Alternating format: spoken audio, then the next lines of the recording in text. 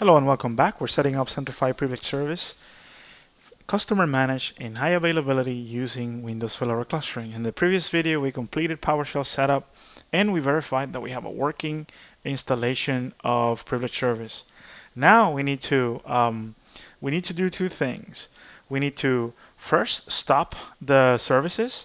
So I will stop the database service, right? Because ultimately, when we give control to Windows failover clustering, it will be the orchestrator to actually stop and start services. So I'm also going to stop IIS. So now I stopped everything. This shouldn't be working now because the service is down. But we're going to go back and at this point, we need to reverse some of the things like we did. So one of the things that we did was to create a record, a CNAME alias to the primary one, because now all the DNS features are going to be dealt by failover clustering. We need to delete that. So we're going to go ahead and delete it. And one thing that is important is you always want to make sure that you clear the cache.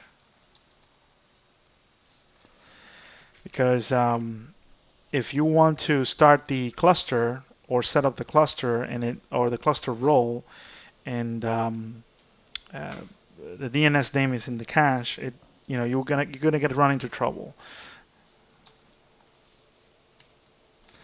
Right, I think we're good here, and the next step is to actually onboard the service, the role, and that's going to be quite easy. So what we'll do is we'll move to node 2, and we'll do this here.